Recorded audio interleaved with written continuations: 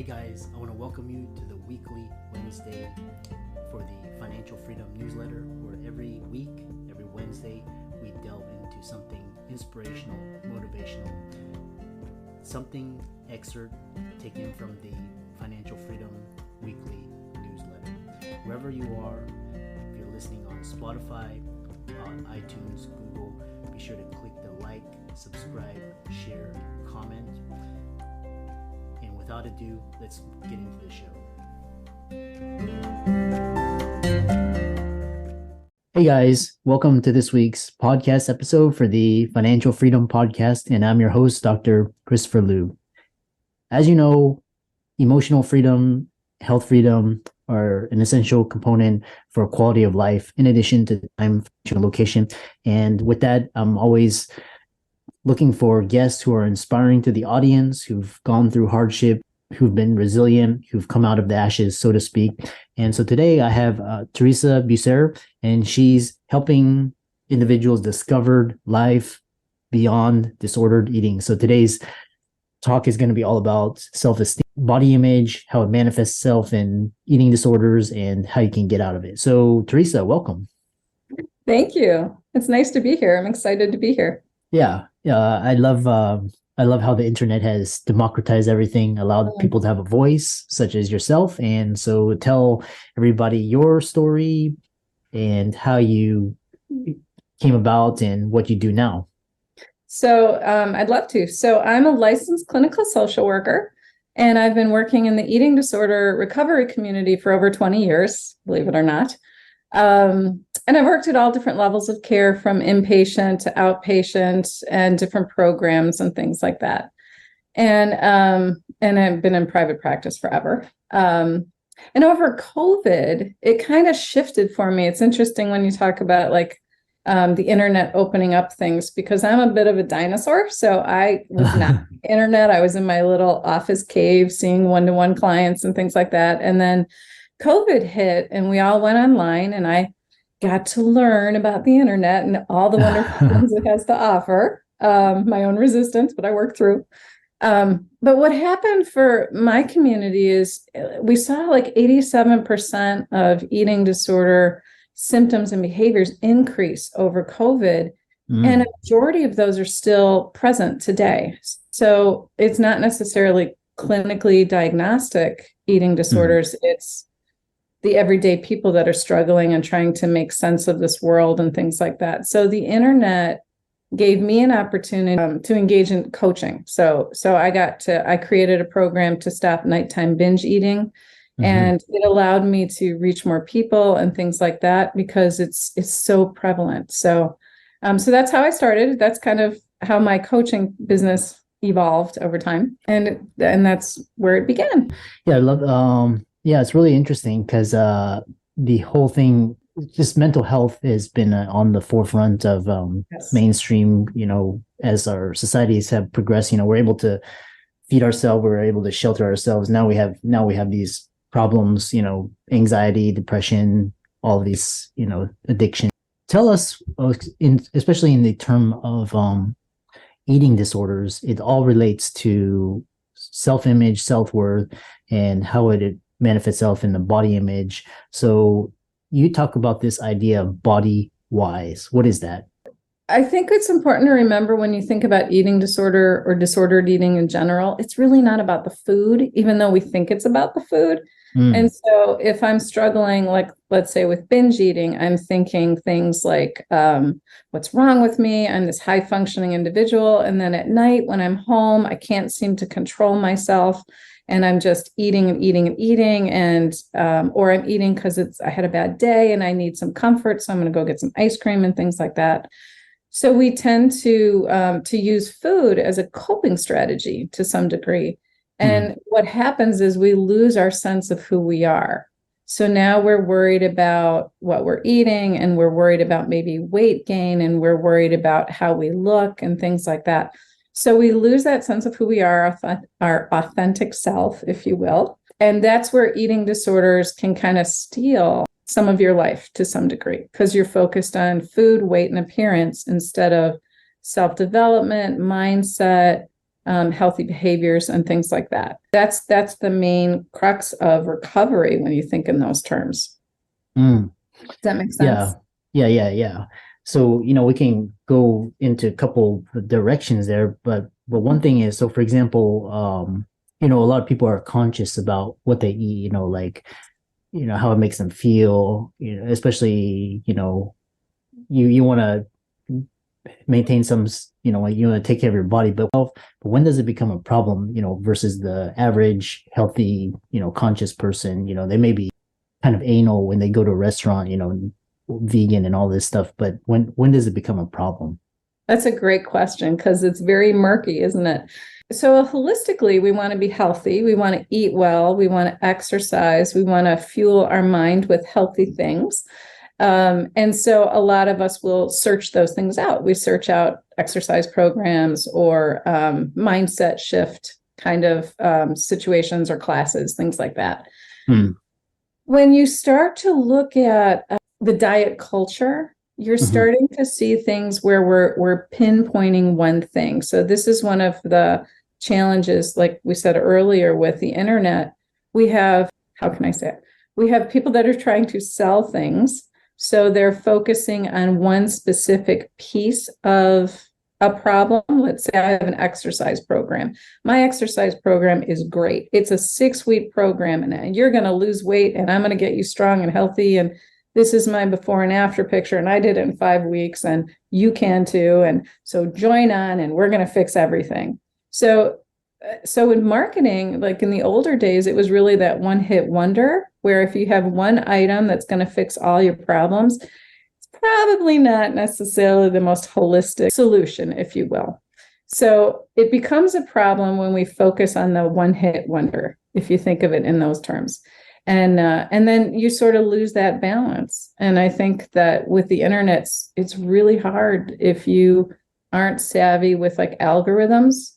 If I type in how to lose 10 pounds and, how to lose 10 pounds quickly, for the next 10 weeks, I'm going to get like everybody's stuff. And a lot of that is marketing. So it's all going to be about creating an insecurity in me. So I buy their product. I think when you think in terms of where that line is, you have to look at, how are you creating a holistic sense of self? Are you looking at your authentic self instead of losing weight or changing a dress size, things like that? I love that.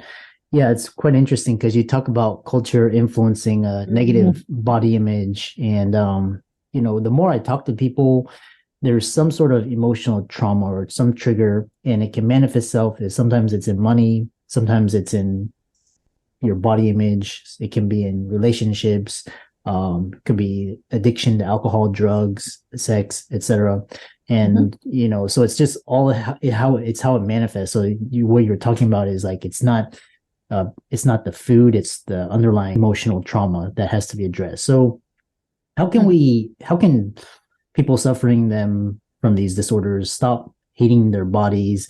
How can we change the conversation of body image, self-worth, and how does and we'll go from there. So when I think of eating disorders, I try to explain it in terms of like developmental tasks. In a lot of ways, our sense of self is created in adolescence, right? Like we're in middle school, high school, or trying to figure out who the cool kids are, or like, for me, it was the drama kids because we were like loud and obnoxious. But like you try and figure out where we fit in the world. And if you start to shift over to like body image, like I think if I want to hang out with them, they're all this group of girls, let's say, isn't eating lunch and they're trying to lose weight. And that's all we talk about. I want to be cool too. So I'm going to join that. And so that becomes my sense of identity. And so that can be a traumatic developmental experience versus an abusive situation. So when we talk about trauma, it's like many different levels in different areas. But if I decide that, they like me because I'm not eating at lunch and we're all hanging out talking about, boys and things like that, then this is my group and I'm going to build my sense of self on that baseline. So as we go through life, it's difficult to get a sense of who am I? How can I contribute to the world? Who am I without this disordered eating or this diet culture and things like that? And that contributes to body image, as well as, like I said, the sense of self, which I think is the core, the core issue amongst all the behavior stuff, as we call it. So the things you want to do is, one, you recognize that diet culture is skewed and confusing and not really where the answers lie. Behaviors, if you're restricting, if you're binging, if you're spending all your time thinking about food and things like that, that needs to shift. And you want to look at controlling your environment and changing some of those behaviors. You need a mind shift change. I think that's really important for a lot of people. One of the things I've learned over the years is we have like 80,000 thoughts a day, right? 80,000, right? And 85% of those, they're saying, are negative. 85% of 80,000 thoughts are self-critical and judgmental, and I'm flawed and my body's horrible. Like, all of that's going on. And here's the kicker. 95% of all of those are thought to be repetitive. So here we are having all these negative thoughts about ourselves, and we're repeating it every day. So we're reinforcing those beliefs. So a mind shift change is really important, because we need to start focusing on the positive things and the things that bring us to a growth mindset, instead of I'm a terrible person, I'm flawed, I'm never going to overcome this, and those kinds of things, because you're just going to perpetuate that is the thought behind it. So you want to look at, the messages you get in, the behaviors you're doing, the mindset that you have, and then ultimately you want to figure out who you are without these layers of cultural diet bias. Yeah. I love how you described these layers. It's like layers and layers. And just what's interesting is emotional trauma can be micro, or can be huge. It can be and there's so many sources, from what you described. Could be microaggression, could be a lot of different things. So you laid out these solutions, but it sounds so easy, but honestly it's not. So that's why there's professionals to help. But what is the difference between the work that you do and the work, for example, like psychiatrists, or the work that people do in hospitals? What is the difference, and how can people benefit from either? From all of those. So those 4 pillars that I sort of described are essential core issues that you want to look to shift your life into a more positive place. So if you're in a hospital setting, they control the environment, and they give you what you're going to focus on, and they help you break that cycle, because you're so overwhelmed that you need to step out of life and focus entirely on that. Not all of us have to do that. So in my professional world, my social work world, that's the kind of work that we do. But in my coaching practice, it's really more about taking smaller steps to gain control and shift the way you're thinking. But you still have those 4 pillars. You're looking at the messages you're focusing on, the algorithms of our life. You're looking at the behaviors, the habits that you think you can't break. But in actuality, of course, we can decide to not go through the drive-through and survive that, most likely. We don't feel it, but we can. And so you start creating distance between the urge and the action. And there's specific steps you can do with that. And then the mindset shift is also recognizing that you can change the way you're thinking. And so we can take steps like that. And then ultimately, again, it's about finding your authentic self. So there's different strategies you can do, but the goal is really to know those 4 elements, and then try and create a life that makes sense, that's growing instead of keeping you stuck. All about self-empowerment. That's what I think it's about.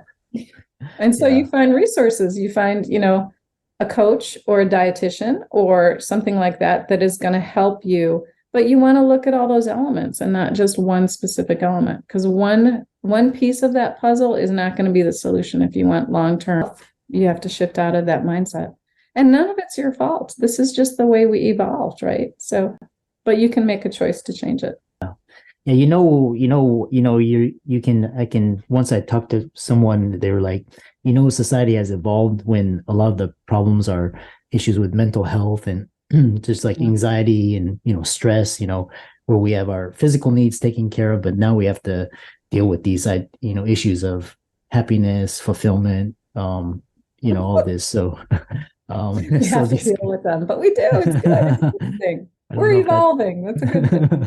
yeah, I don't know if that's a quality problem but that can be another conversation for a different day. But yeah, what, kind of to end it out, there's, for example, alcoholism, there's relapses, there's triggers, and I'm sure with eating disorders the same. There's cultural cues, there's, Halloween, there's Christmas, Thanksgiving. How can people manage these triggers to prevent, going backwards instead of going forwards? So I think when you think in term, like in the eating disorder community, we often talk about the eating disorder behaviors and that cluster of things we talked about as ed thoughts or ed behaviors. And then your healthy thoughts or your healthy behaviors, I say your authentic behaviors. But if you think in terms of like, if I go to this party and I want to indulge in dessert, or I'm not going to eat any dessert because I can't control myself, that's an eating disorder thought, because that's an absolute. It's all or nothing.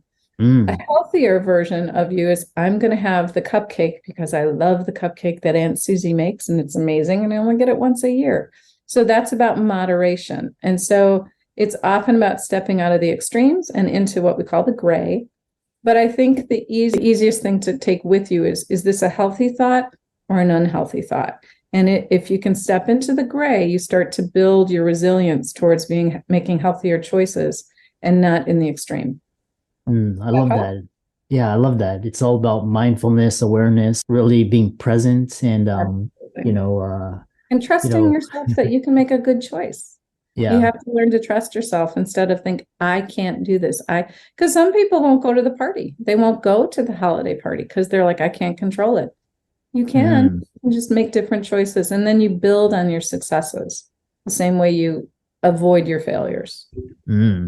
Yeah, so well said. How can people contact you, follow you, reach out to you, and check you out on social media?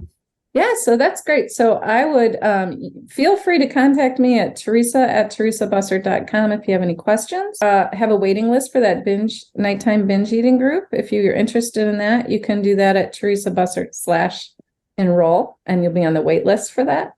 And we just launched a Facebook community for people that are trying to focus on developing that authentic self and get away from some of these negative behaviors and things. And that is reinventing resolutions. So you can come join us and there'll be tips and tricks and things to kind of manage through all the holidays and birthdays and moments of life. And then I'm also on like Instagram and Facebook under Theresa Bussert. So you can find me there. And you also you have a book on binge eating, is that correct? Yeah, I do. So hopefully it's going to be published by the end of the year.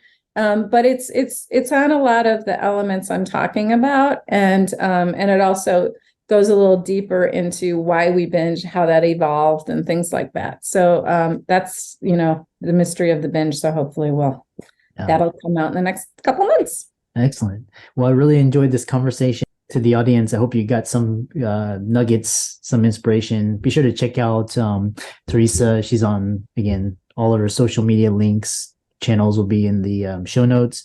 And with that, thanks so much for coming on to the show. Thanks so much for having me. Take care.